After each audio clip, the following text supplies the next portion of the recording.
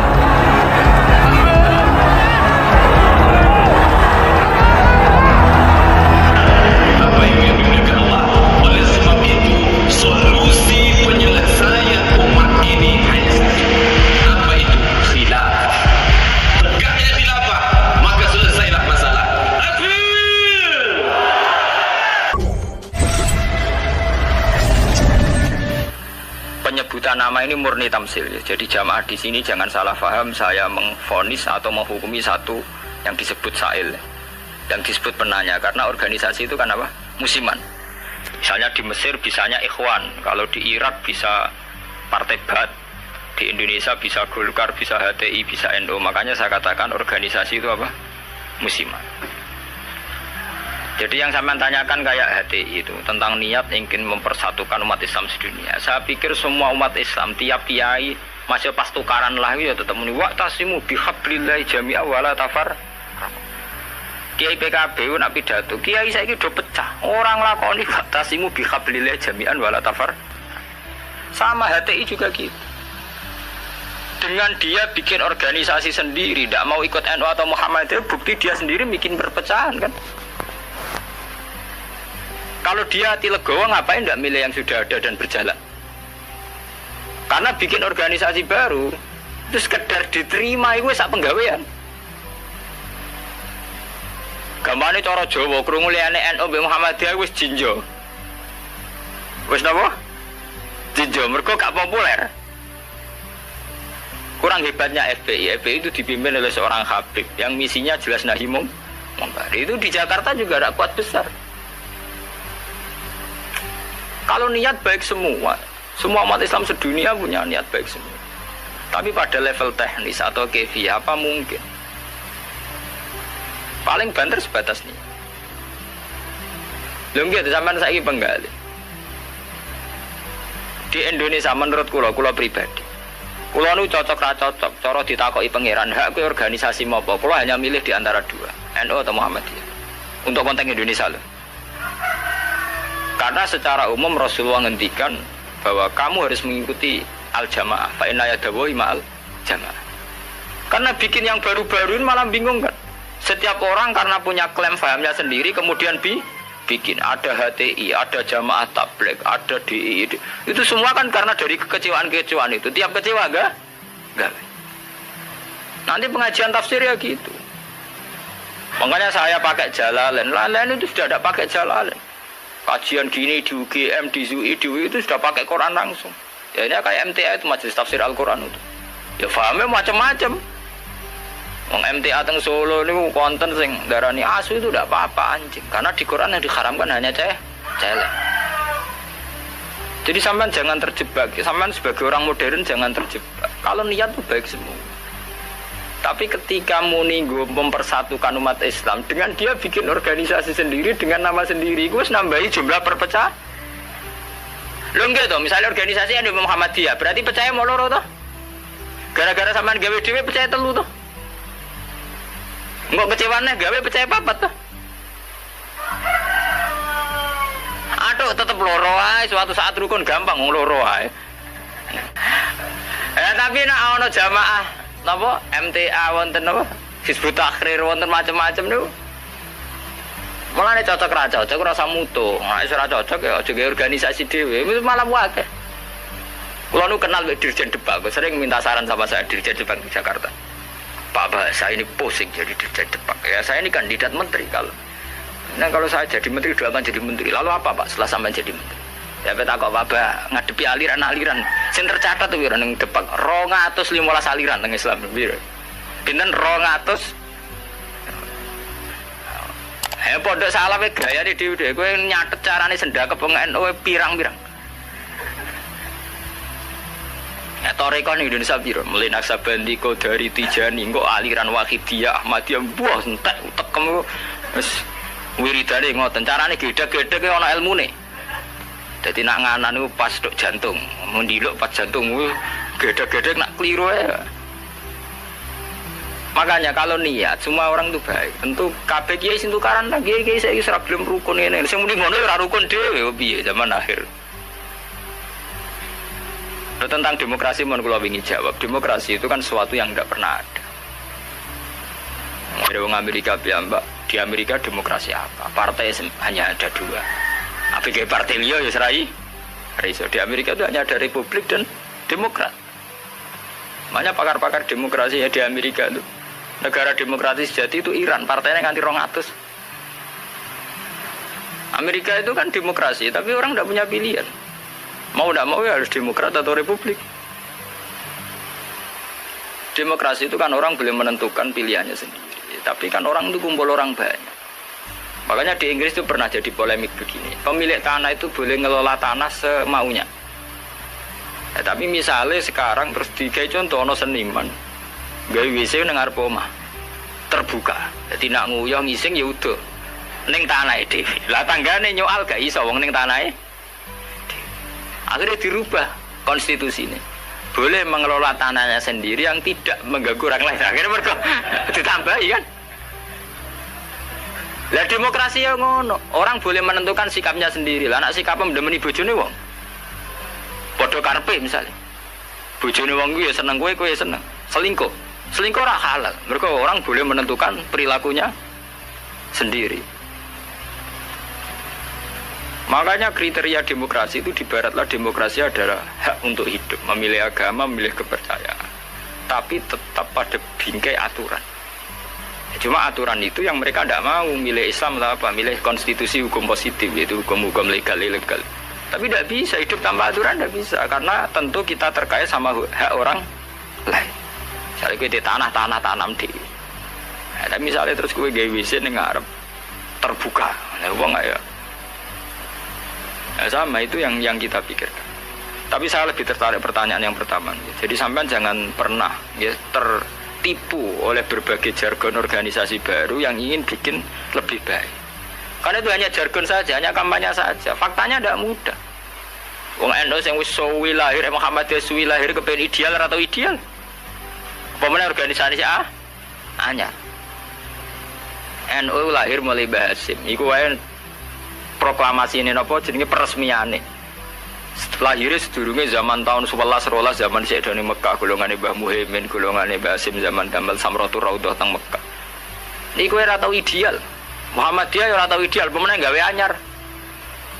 Lah kados HTI ini aku lo kenal beca HTI, sampean apa ngamat? Aku akrab sedan kanca-kanca kula HTI ini ku atas sing kenal lho. Kenane wanita-wanita HTI ku demo pro poligami. Mergo dekne risau poligami kok disoal zaman rame-ramene agim poligami akeh demo anti poligami. Lha iku perempuan HTI iku demo pro napa poligami. Nggo nunjukno nak syariat Islam olehno poligami. Tapi ditakoki wartan, apa betul ibu ikhlas kalau suaminya berpoligami?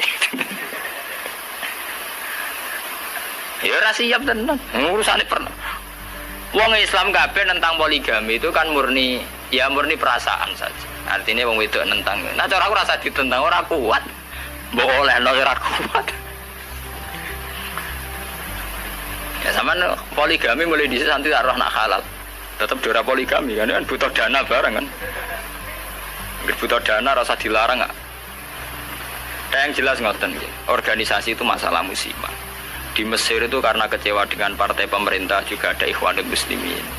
Nanti di Mekah juga sekarang mulai banyak organisasi kepercayaan itu mulai kuat. Di Arab sendiri juga banyak perpecahan. Indonesia nggih sama. Nggih to riyen wonten SI, Serikat Dagang Indonesia. Riyen sederenge SI Serikat Islam niku riyen Serikat Dagang. Karena dulu Cokro Aminoto mendirikan itu untuk melawan Cina-Cina kok juga. Jadi Solo sama Jogja dikuasai Cina perdagangan. Islam keok. Terus beliau kerjasama sama tokoh-tokoh Badik supaya Badik dikuasai Islam. Sehingga dulu berdirinya itu Serikat Dagang. Makanya saya itu sering mati khai Cokro Aminoto. Beliau karena punya kompeten izzatil Islam itu terus dagangnya dibuang hanya SI Serikat Islam. Nah, itu sampai beliau di ruangnya mantu Pak Karno. Pak Karno itu makanya terima kasih sekali sama Cokro Aminoto. Beliau itu yang nempa mental ketokohan, tahu mantu Kiai Soekarno. Cara PKI itu lan. Fahamis komunis. Beliau itu kan terima paham komunis. Beliau itu muslim kan menerima paham komunis. Sampai sempat bikin negara sing jenenge napa NASA. Itu dalilnya ingin ke persatuan. Makanya sampean ingat saat Soekarno bikin Nasakom, dalilnya juga persatuan. Karena bagaimana mungkin sebuah negara dengan pemilih sekian juta kok kita hapus? Paham komunis di Indonesia itu sekian juta, masa kita hapus? Atas nama demokrasi karena PKI partai besar kita rangkul. Terus Soekarno bikin negara yang bernama Nasakom di bawah Nasional Komunis Islam. Tapi apa yang terjadi? Justru dengan mengadopsi Nasakom itu, justru dengan menerima PKI malah terjadi berdarah. Itu harus jadi pelajaran betapa niat baik kalau nggak dibarengi dengan teknis yang baik. Nggak ada vonis dari Rasulullah Shallallahu Alaihi Wasallam siapa yang melakukan dosa kemudian vonisnya menjadi kafir.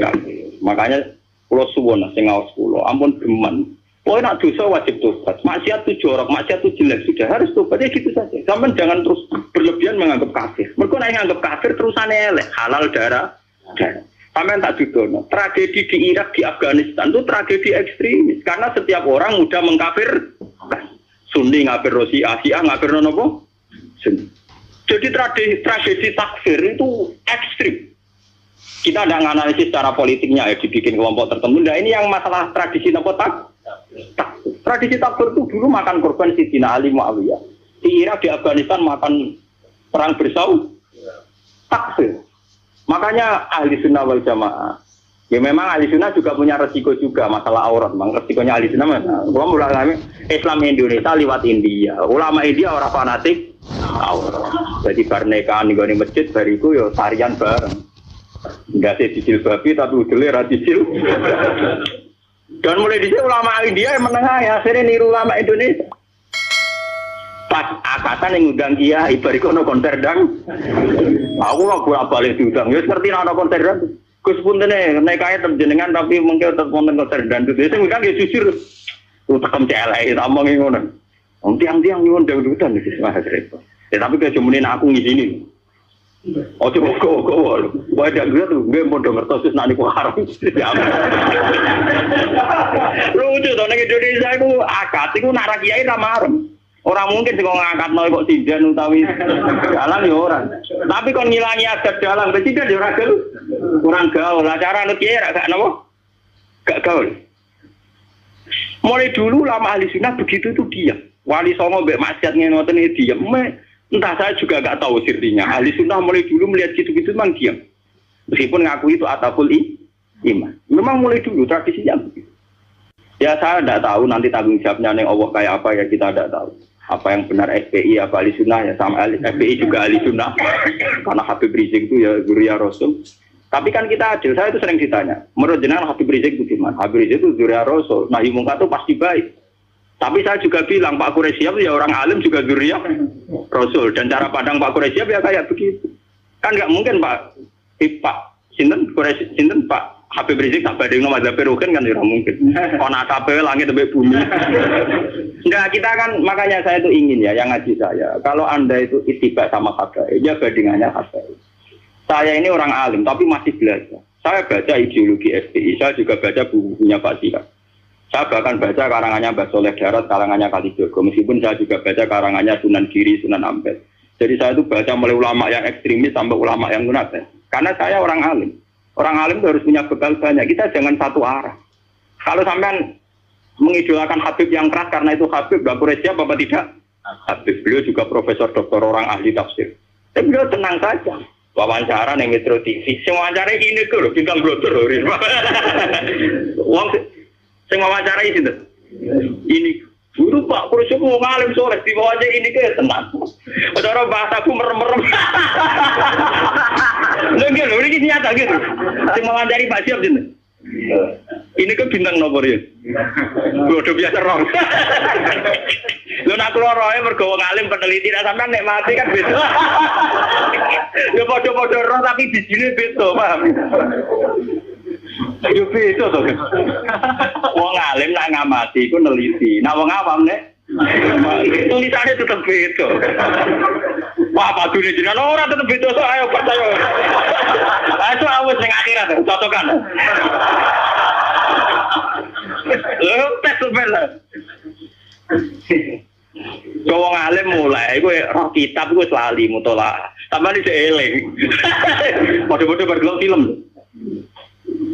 Pak Siap itu biasa. Ya memang beliau gitu. Memang ya beliau punya sanad juga. Punya sanad juga cara ngadepi masyarakat begitu. Apalagi sanad itu didukung fakta. Kiai yang sabar berdakwah tanpa menfonis, toh nyatanya lebih bisa dandani ketimbang yang main fonis. Makanya kita punya khazanah dulu ada Gusme. Ya banyak. Makanya ini guyonan saya dulu zaman di sarang itu begitu. Lonte itu wong ahli maksiat, maling yo ahli dalam tradisi ahli sunnah, kitab-kitab ojo kancanan wong nakal mari katut. Nah, itu juga benar. Jenis kancanan wong nakal itu rawan katut nakal. Tapi kita juga punya satu mandat, satu metode. Barang mungkar udah dadekno apik. Awal iso dadekno apik kudu gelem kenal, gelem ngandani. Nah, kenal ra gelem piye carane? Kandhani. Jadi kita punya dua aturan. Sing sitok kon dandani berarti kudu gelem kenal. Sing sitok kudu ngeduwi ben ora terkontami. Ya saiki yang maca awam dhewe to gen ngilu. Gusti kula jenis dandane apa jenis katut lah. Ketara to. Ngilu. Barang misalnya lonte elek, oh anak iki sakit Gusti ngandani ini. Lah ayo. Wah, sakit. Podo masalah duwe ki ngoten. Aku iso ngeduwi pejabat. Jebule contohnya RT BRW pancen dalam TPE cilik. Ngeduwi bupati, mikir dene. Kula nggih sering dikoncon, kula lho Gus, sampe pejabat mboten nate kula. Kula teng petinggi mriki ra tau dolan Gus RT. Cangkemmu contoh kok petinggi. Lah anak bupati teko mbok tolak lagi tak lem. Dereng ati. Contoh ngeduwi pejabat di contohnya RTB apa? Wah, curang. Artinya ya paham gini. Jadi sudah begitu mulai dulu. Makanya kita selalu punya dua jenis kiai tadi. Mulai kiai yang anti begitu sampai kiai yang mau ngandani begitu. Ya sudah begitu. Mulai dulu orang-orang soleh ya begitu. Sampai delok teng kitab-kitab sufi. Biasa jenenge ulama top kancanan pendeta. Nanti tawaju pasut. Jadi ada Abu Yazid itu nate tenggene padang pasir ketemu pendeta resi soleh tenan. Ya Abu Yazid, sama ini terkenal wali. Apa Anda bisa membuktikan bahwa Anda lebih baik ketimbang saya? Jadi Abu Yazid, ya. Kamu minta apa Abu Yazid? Saya minta makanan yang enak. Ini pendeta itu langsung ngonten wapel ron macam-macam. Karena saya juga orang dekat Allah. Barang Abu Yazid wayah dene. Gak gelem deh. Enggak, saya tidak minta apa-apa. Loh, berarti kayak kalah aku ndonga Allah itu badani ke ora ya malah menang aku ya. Kenapa? Saya memilih yang dipilih dia. Maksudnya yang dipilih Allah. Jadi aku ya ora njaluk ya ora apa. Ini malah pendeta ini masuk Islam. Sungguh Abu Yazid, kamu tidak pernah memperdaya Tuhan. Gak ada. Akhtar malah akhtar. Jadi saya memilih untuk tidak memilih. Jadi. Karena Tuhan biar apa lumayurit. Biar Tuhan tetap sebagai apa? Tuhan. Itu malah pendeta ini macam pendeta bener, malah masuk Islam deh. Hebat kamu Abu Yazid, mendudukkan Tuhan sebagai Tuhan. Jadi kamu tidak pernah ngatur-ngatur apa? Tuhan. Cara sing kesampean meriah, waduh, kalah mati. Abu Yazid tenang saja. Itu ulama dulu itu biasa. Kancanan pendeta, kancanan macam-macam. Nah ini ngaji terus kalau suwun lah. Lewat ini hadis surga didhawuhna Rasulullah, nggih, lewat sanad sing mutasil ila Rasul. Nah, pokoknya jamaah mriki sing nate dosa nate salah. Sampeyan kudu yakin bahwa ini yang benar. Karena ini didhawuhna Rasulullah mewakili Allah Subhanahu wa taala. Apalagi redaksinya qala Allah taala, berarti sing disebut hadis qudsi. Jadi gak ada mazhab kados Khawarij sing darani wong tau dosa gede berarti wis kafir. Dekne ngamale apik ora ditampa itu ndak ada. Ora ono. Iku akal-akale wong Khawarij. Nah, yang mewakili Islam nggih ngeten iki Allah seneng banget. Nah ana kawulane napa to? Subhanallahi wa bihamdihi adada khalqihi wa ridha nafsihi wa zinata arsyihi wa kalimatik. Subhanallahi wa bihamdihi adada khalqihi wa ridha nafsihi wa zinata arsyihi. Assalamualaikum warahmatullahi wabarakatuh. Subhanallahi wa bihamdihi adada khalqihi wa ridha nafsihi wa zinata arsyihi wa kalimatik. Tabarakalladzi nazzala al-furqana ala 'abdihi liyakuna lil 'alamin adada khalqihi wa ridha nafsihi wa Allahumma zinata shalli wa arsyihi sallim ala wa sayyidina kalimatik. Maulana Muhammadin Subhanallahi wa bihamdihi adada khalqihi wa ridha nafsihi wa zinata arsyihi wa kalimatik. Subhanallahi wa bihamdihi adada khalqihi wa ridha nafsihi wa zinata arsyihi wa kalimatik. Subhanallahi wa bihamdihi adada khalqihi wa ridha nafsihi wa zinata arsyihi wa kalimatik. Dan semua ahli bait Syekhina kita hormati, teman-teman Anwar yang kami cintai. Sebelumnya saya mohon maaf karena saya harus di atas, padahal kita ini fi taqatin wahidah, sama-sama tahta syekhin wahid, tahta murabbin wahid, yaitu Syekhina Ki Haji Maimun Zubair. Dari sisi itu saya minta maaf. Dari sisi yang lain jenengan harus minta maaf saya karena ini bully saya ini. Artinya bully itu kesannya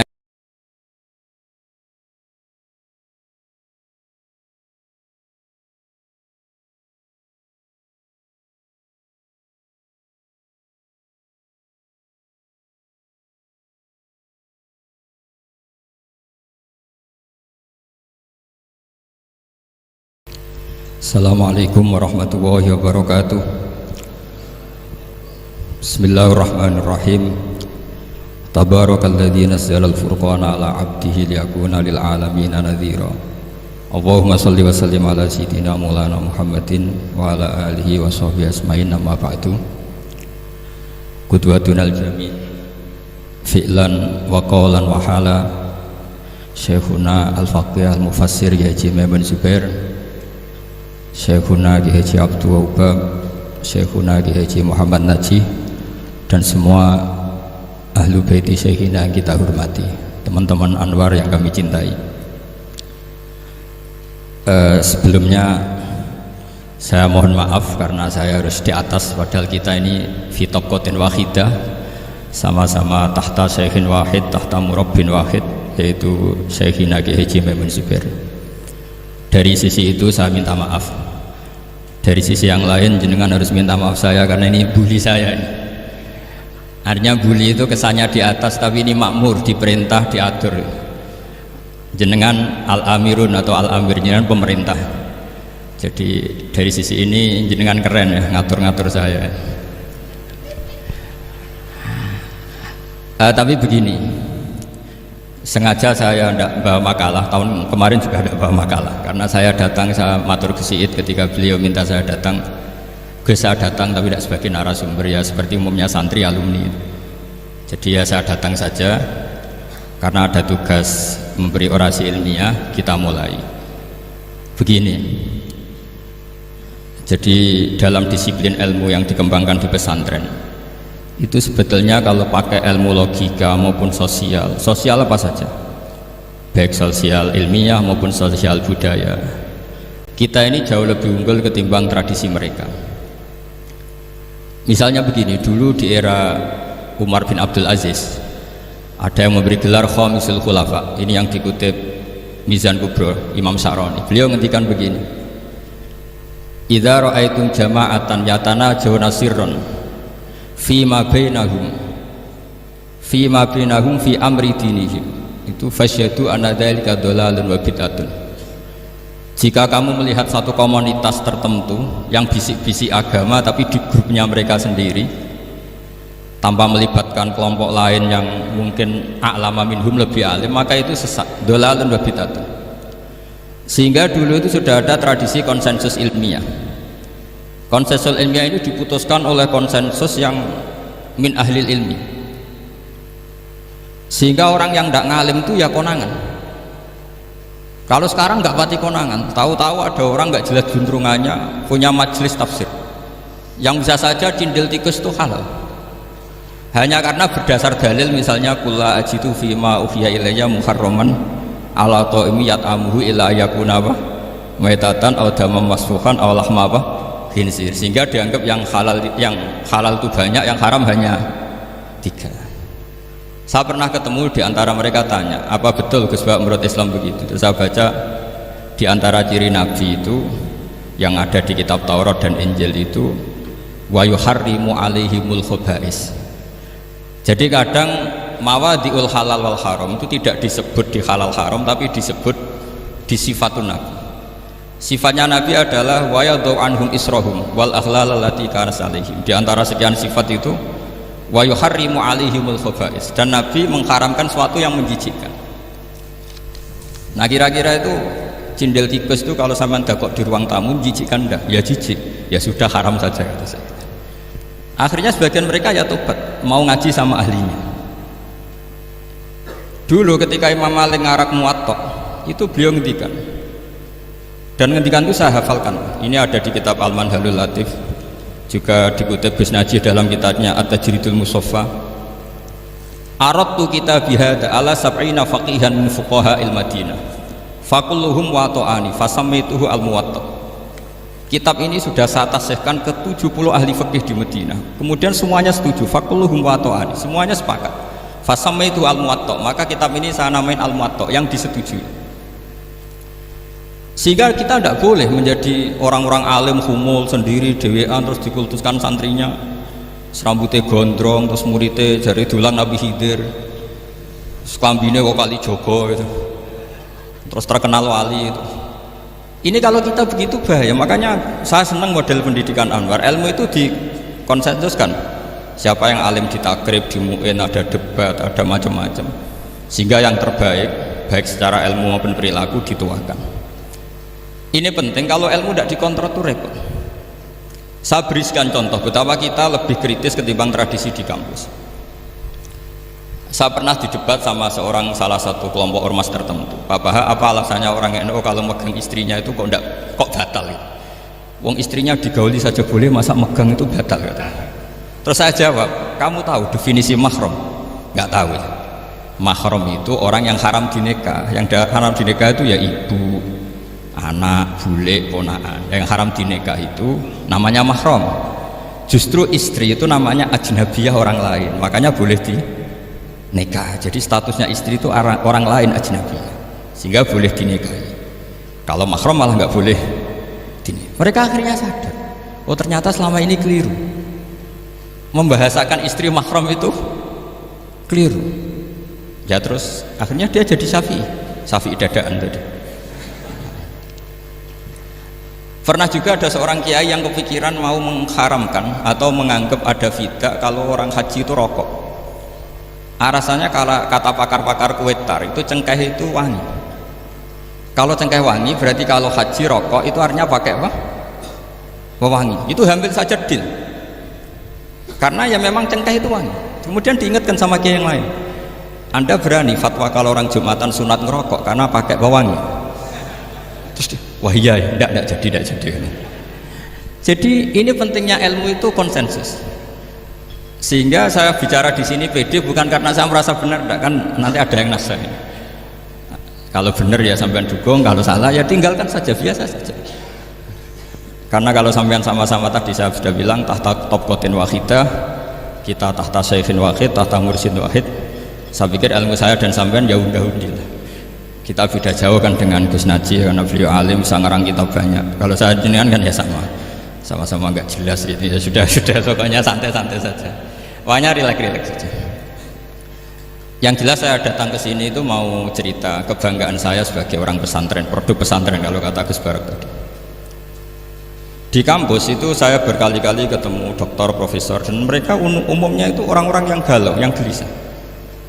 Dan lucunya itu mereka memposisikan saya sebagai penasihat. Karena apa? Memang ilmu pesantren itu unik. Ilmu yang bisa menjawab problem apa saja.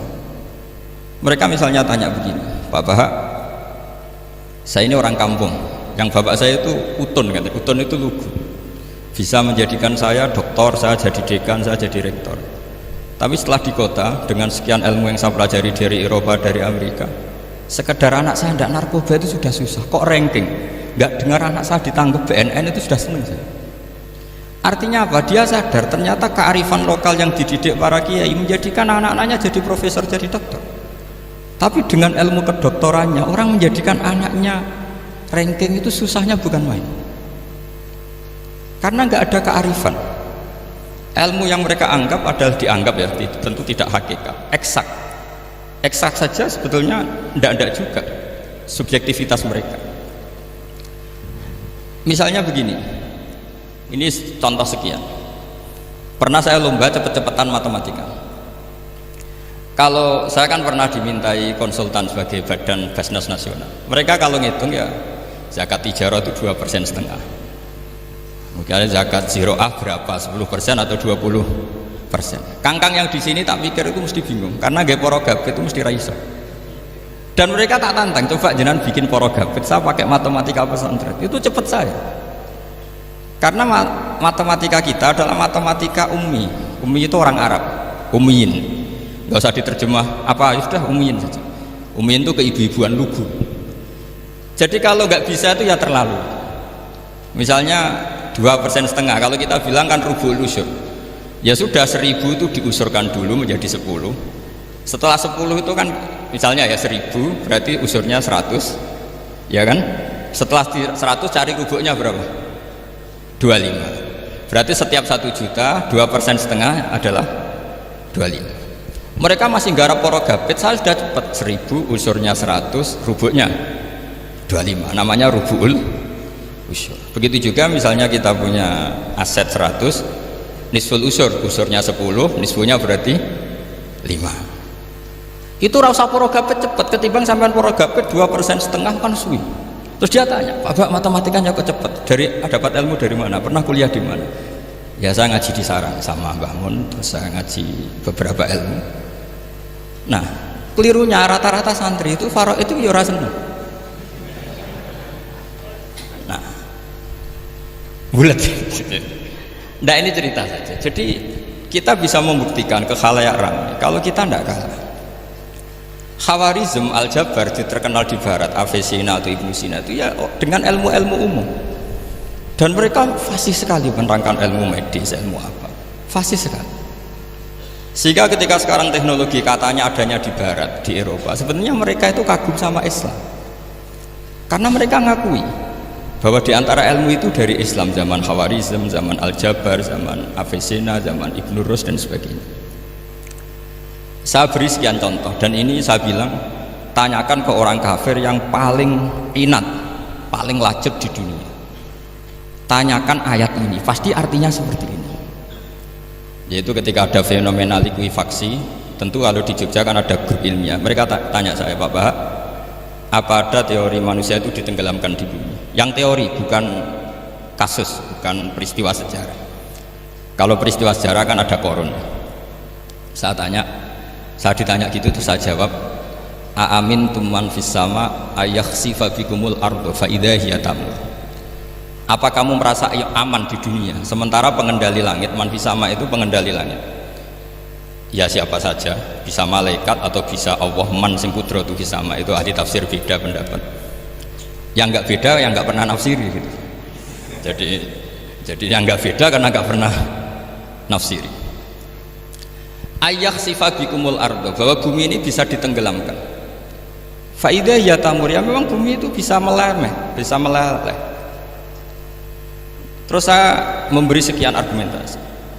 Kalau kamu katakan justifikasi ilmiah karena kadung Islam dan kadung pegangan Quran, mungkin Anda akan bilang saya ini justifikasi, nyari pembenaran secara syariah. Tanyakan ke ahli lughat yang non muslim, maknanya ayat itu tetap seperti itu. Begitu juga misalnya ayat wal ardi dzatis sadr, dan bumi yang berkarakter bisa retak. Sodkon itu retak. Dulu kita hanya punya contoh, misalnya biji-bijian jagung yang lembek, yang lemah, dan bumi yang keras, atau ketela atau bengkoang itu. Ternyata dengan segala kelemahan ini, biji-bijian ini bisa merekah, dan buminya yang ngalah memberi ruang. Dulu ulama hanya nyontohkan tadi, misalnya kalfintoh apa saja yang bisa bumi mengalah dengan proses tumbuhnya tanam. Tapi itu kan qaulul mufassir. Kenangan saya ngaji Yai, makanya saya bangga sekali sebagai murid beliau. Saya memberi gelar beliau al-faqih al-mufassir. Faqih betul karena beliau putra Mbah Zubair yang ma'ruf bil fikhi, dan al-mufassir beliau itu murid Said Alawi yang ngarang takriran Faidul Khabir itu dengan Habib Muhsin Al-Musawa itu. Ini penting, sanad kita ini penting, dan kita insya Allah sebagai murid tidak akan merusak sanad itu. Dan yang merusak sanad itu gurunya alim, baik guru alim terus kita bodoh, itu merusak sanad. Saya masih ingat didawi Mbah Mun, wong jagoman merusak sanad. Ibnu Hajar al-Asqalani ngalim-ngalimi wong, di murid Zakaria Al-Ansari, beliau di murid Ibnu Hajar, terus di murid Fathul Mu'in. Jadi kiai nak di murid ngalim yo isin. Nah kita berlomba-lomba supaya gak ngisi-ngisini nawa kiai. Ya ini kan kompetisi. Kalau gak kasih alim ya ngaku alim saja lah supaya ya nggak apa-apa. Ya cukup lah kalau di daerah masing-masing kan. Saya pernah sama satu temen itu, Gus kula wis ngalim kok iso. Kula niku tiyang Sragen. Urip kula teng kaki Joko Samudra. Jadi kok kula ngeten iki pun alim. Ketika dia nakal dan pengurus nyurati orang tuanya memberitahu kalau anaknya nakal, dia tenang saja. Tak tanya, "Kenapa kamu tenang?" "Bapakku buta huruf." Jadi pengurus nyurati itu ya tenang saja karena dia tahu orang tuanya itu buta huruf. Kok nikmat urip kok kowe nggih saya najar. Ya tapi insya Allah barokatuh Syekhina semua itu tetap berkah, karena itu awal hidayat di daerah masing-masing. Itu tidak perlu alim, sudah hebat itu. Karena ya nggak perlu lah, kalau alim betul malah nggak sempat dakwah. Begini, ini penting saya utarakan, karena sanad keguruan itu pernah saya cek ya. Ini cerita, ini tahadus bin Iman. Guyonannya ulama meskipun guyonan itu ternyata musalsal. Dulu ya itu mungkin semuanya dengar, sering cerita ada seorang desa gitu yang kambingnya habis mati, kebetulan kambingnya itu jenggotan kata beliau. Itu ada khotib yang jenggotan tuh nangis. Sempat khotibnya itu GR kalau dia itu ya ta'assar di mau iboti. Ya ta'assar sampai nangis sih. Ternyata enggak. Dia ingat khotib itu, ingat kambingnya yang mati. Itu cerita Yai dulu dan diulang-ulang. Ternyata saya baca, kalau sama nggak percaya baca di Al-Fawaid Asy-Syatiriyah atau Al-Fawaid Al-Haramiyah, itu karangannya Habib Salim Asy-Syatiri. Beliau dekat sekali dengan Gus Najib, pernah nginep di beliau. Itu di karangan beliau sampai cek nanti di qauluhu ta'ala lau adzibannahu adzaban syadidan aw la asbahannahu aw la ya'tiyanni bisultanim. Itu kata beliau begini, adzaban syadidan itu orang dihidupkan atau didomisilikan di daerah yang nggak sejenis, itu tersiksa sekali. Terus di situ beliau cerita, dulu itu ada orang alim alamah hamilul Quran itu di penjara karena ketemu orang sejenis, santri-santri yang kebetulan itu ada kios politik itu atau gerakan politik. Itu di penjara itu asik saja. Bahkan banyak alumni penjara itu berhafal Quran. Yang sebelum hafal ada yang bebas, nggak mau bebas karena ingin meneruskan hafalan dengan saking keramatnya tadi orang alim yang hafal Quran. Nanti kalau nggak percaya nanti dicek, kitab itu sekarang gampang didapatkan. Al-Fawaid Asy-Syatiriyah atau Al-Fawaid Al-Haramiyah itu namanya. Itu ternyata terus penguasa ini ngerti, ini di penjara kok happy-happy saja malah mulang Quran. Di penjara mbek wong bedui sing ora roh wong alim ya ora roh kitab. Ternyata si bedui tadi pertama melihat syekh yang jenggotan tadi, ingatnya sama kambing tadi. Langsung dong, ya Allah saya ingin bebas. Artinya betapa tersiksanya orang dikumpulkan orang yang tidak sejen. Dan guyonan itu ada di Al-Fawaid Asy-Syadiriyah. Betapa ini al-arwah junudun mujannad. Mbah Mun muridnya Sayyid Alawi pernah cerita itu, meskipun dengan analogi kias yang beda. Sayyid Habib Salim Asy-Syadzili itu malah cerita itu ditadwin, dimudawankan, yaitu ditulis di kitab. Itu kan luar biasa. Dan saya punya kitab itu. Kemudian yang sama lagi adalah Yai sering berkeyakinan annal ardo kurawiyah. Meskipun sampean mungkin lihat di video-video nak bumi itu flat, itu orang nggak mau mikir mungkin ya. Annal ardo kurawiyah. Saya percaya beliau karena beliau orang alim dan saya percaya teori falak. Kemudian saya cek di tafsirnya Imam Habib Syadzili tadi di ayat watarol jibala tahsabuha jamidatan wa hiya tamurru marras sahab, kata beliau annal ardo kurawiyah wa anna hadhil ardo tamurru kal jibal atau tamurru mamarul jibal marul jibal. Ketika dia ditanya apa alasannya, watarol jibala tahsabuha, kan ada kata tahsabuha. Tahsabu itu hasibah yahsabu husbanan. Kalau sebagian lughat hasibah yahsibu husbanan. Nah, itu sekarang, kata beliau, itu sekarang. Kenapa itu sekarang? Idlah husbana hunaka. Kan ada mufassir yang mengatakan tamurru marras sahab itu nunggu di akhirat. Wa tarol jibala tahsabuha jamidatan wa hiya tamurru marras sahab. Marras sahab itu nunggu nanti di akhirat. Tapi kata Habib Salim Asy-Syadzili tidak di dunia. Idlah husbana hunalika itu akhirat. Di akhirat husban itu kan nyongko, ngiro. Di akhirat semuanya itu ilmul yakin, ainul yakin. Jadi kalau tahsabuha pasti di dunia, karena adanya husban dugaan hanya ada di dunia. Lagi-lagi muwafaqah bainahu wa bain Habib Salim Asy-Syadzili. Dan di situ detail sekali. Cara beliau nulis tafsir, pengalaman ngaji sama Sayyid Alawi, tanggalnya. Begitu juga saya dulu ngaji sama Yai banyak sekali, diantaranya yang saya syukur sekali yaitu tadi ulumul Quran. Dulu di MGS yang ngajar Faidul Khabir beliau sendiri, dan kita syukur sekali. Jadi ini pengalaman-pengalaman kita sebagai murid, sebagai penerus. Terus ketiga begini, ciri khas samahah atau samahan. Ini saya meskipun tidak bawa makalah, saya ini baca sekian takbir. Kenapa guru-guru kita di Indonesia itu menghindari tema-tema ekstrim atau tema-tema keras? Saya pikir di sini masyhur sekali, beliau sering ngendikan zada khusyu'an zada jalan. Kita hanya nirukan saja tapi tidak ikut menvonis. Karena kalau kita serius, terlalu serius ngendikan hukum-hukum yang serius, nanti kejadiannya begini. Ini saya baca takbir ini dari kitab Ibnul Qayyim di I'lamul Muwaqqi'in an Rabbil Alamin dan dari kitab Nasaihul Ibad. Ketika lisan dihisab sama Allah Ta'ala dan mendapatkan azab yang paling tinggi dibanding jawarih yang lain, itu ketika lisan menanyakan sama Allah, kenapa ya Allah saya punya azab yang begitu ekstrim? Jawabannya Allah, kharajat minka kalimatun balagot masyariqal ardi wa magharibaha fasufikat bihad damul haram wa ukhidha biha al-malul haram wa antuhika biha al-farjul haram. Jadi kalau fatwa serius menjadi ekstremis, apalagi fatwa-fatwa tentang chaos, tentang apa, itu nanti resikonya itu ada safkut dima, dan itu hal yang dihindari ulama dulu. Kamu jangan pernah fatwa dengan meluncurkan satu kalimat yang dengan kalimat itu bisa saja sufika biha adamul haram, orang-orang yang nggak perlu mati harus terbunuh dan sebagainya dan sebagainya. Kalau dalam Nasaihul Ibad redaksinya adalah kharajat minka kalimatun balagot masyariqal ardi wa magharibaha. Ini kalau di kitab Ibnul Qayyim redaksinya itu ada seorang ulama yang ngeluh ketika habis ngajar Al-Hudud. Ha anaga, kata beliau, yuta'allamu minni ma tudrabu bihir riqab wa tuta'u bihil furuj wa tu'khadhu bihil huquq. Jadi sehingga dengan tradisi ulama kabiron an kabirin, dulu-dulunya itu memang ulama menghindari tema-tema ekstrim, bukan karena tidak bisa, karena takut ini kalau salah fatwa nanti safkut dima. Dan itu yang dilakukan Said Hasan bin Ali ketika beliau konflik ya, dengan tanda kutip konflik dengan Muawiyah. Kata beliau, bisa saja ini hak rajulin, ya sudah tak kembalikan ke dia.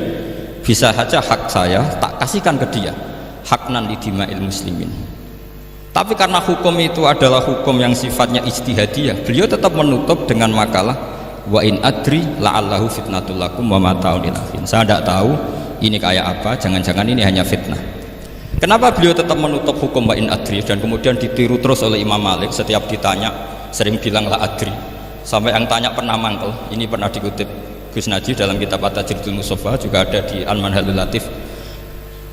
Kenapa Sa'alim engkau selalu jawab la adri? Kata Imam Malik, jawab, saya ini orang jauh, kalau sampean bilang la adri nanti gimana saya laporannya, disuruh tanya. Kata Imam Malik, happy saja, fa'ablih man waro'aka anni la adri. Enggak kamu tok yang harus tahu kamu saya la adri, yuk kandani pisan umat temen aku ya la adri.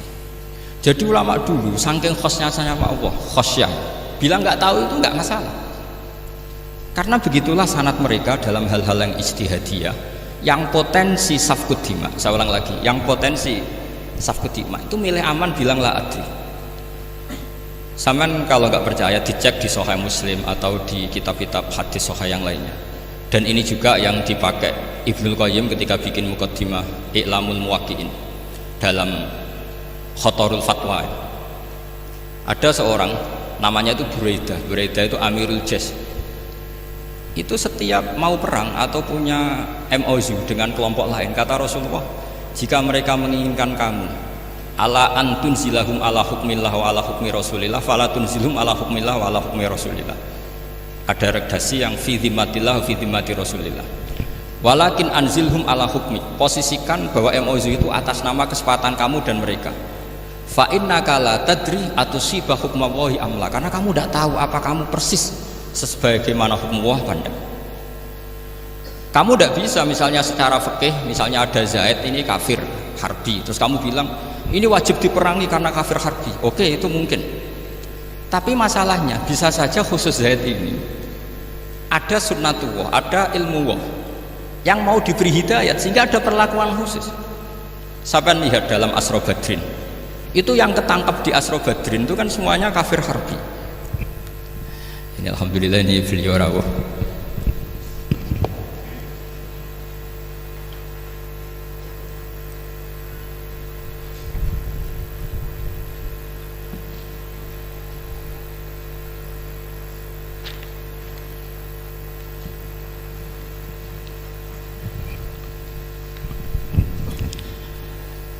Kalau terusakan itu di Asra Badrin itu kan semuanya yang ketangkep itu adalah orang-orang yang dulu kafir harbi, termasuk mimpinihim ada Said Abbas. Tapi ketika itu jelas-jelas pernah kafir harbi ikut perang Badar. Ini pentingnya muqabalah. Apa Abu Bakar usul dimaafkan, Umar usul darbur riqab. Apa tanggapan Rasulullah SAW ketika masaluka ya Abu Bakrin masalu Ibrahim, qala faman tabi'ani fa innahu minni wa man asani fa innaka ghafurur rahim. Wa masaluka ya Umar masalu Nuh, qala rabbil la tadzar alal ardi minal kafirina dayar. Dan apa yang dilakukan Rasulullah? Beliau memilih pendapatnya Abu Bakar.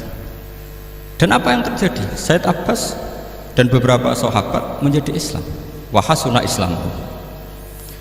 Artinya gini, jadi betapa dalam menganalisis satu hukum sosial, karena ini manusia, saya ulang lagi, karena ini manusia itu susah sekali. Makanya dalam banyak hal sikap-sikap Rasulullah itu dipandu oleh Allah. Tentu ada ayat laisa laka minal amri syai'un aw yatuba alaihim aw yu'adzibah. Makanya saya mohon sekali ini para santri, khususnya santri alumni Almar, mohon belajar itu tafsir Munir itu detail. Karena di tafsir Munir itu misalnya ada ayat tertentu yang mengkritik orang kafir tertentu, fitil kalwaqiah gitu. Di situ ada kejelasan fa aslamu wa hasuna islamuhum. Misalnya wasfir nafsaka ma'al ladzina tuna rabbahum bil ghadat, seterusnya terus wala ta'tu'ana anhum turidu zinatal hayatid dunya. Terus beliau menerangkan orang-orang ini yang dulu angkuh enggak mau ta'alum sama Nabi karena nggak mau jejer sama du'afaul muhajirin dan du'afaul ansor, itu akhirnya Islam dan wahasuna Islam. Saya kira demikian, nanti monggo bareng-bareng istifadah dari Syekhina Najih.